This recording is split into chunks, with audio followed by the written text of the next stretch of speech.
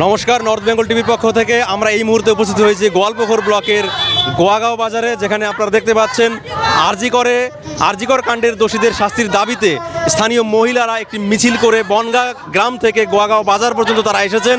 এই মুহূর্তে justice for RG Kar ধ্বনিতে তারা কিন্তু ধ্বনিত হচ্ছেন। বিস্তারিত জেনে নিচ্ছি তাদের কাছ থেকে। বলছি দিদি, এই যে আপনাদের আজকে আন্দোলন চলছে, এটা কোন বিষয়ে আপনারা আন্দোলন করছেন?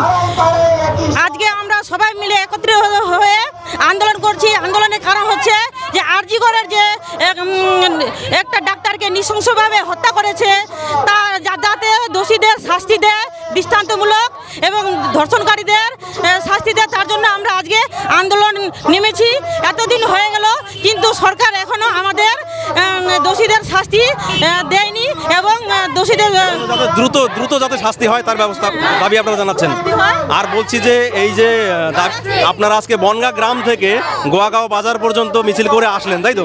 তো আজকের এই মিছিলটা কি কোনো রাজনৈতিক দলের পক্ষ থেকে হয়েছে? এখানে কোনো রাজনৈতিক দল নয়, সব দলীয় মানুষ এখানে আছে। সবারই একই মত, জাস্টিস ফর আরজিকরের বিচার চাই। আপনার নাম? আমার নাম হচ্ছে কবিতা সিংহ। আপনার বাড়ি কোথায়? আমার বাড়ি হচ্ছে বনগাঁ। যে অভয়াকাণ্ডে দোষীদের কঠোর থেকে কঠোর শাস্তির দাবিতে কিন্তু তারা আজকে এই আন্দোলনে নেমেছেন এবং যতদিন না তাদের এই দাবি পূরণ হবে ততদিন কিন্তু তারা আন্দোলন চালিয়ে যাবেন, এমনটাই কিন্তু তারা বলেছেন আমাদেরকে একটু আগে। ক্যামেরায় ভাস্কর মল্লিকের সঙ্গে নির্মল সরকার, নর্থ বেঙ্গল টিভি।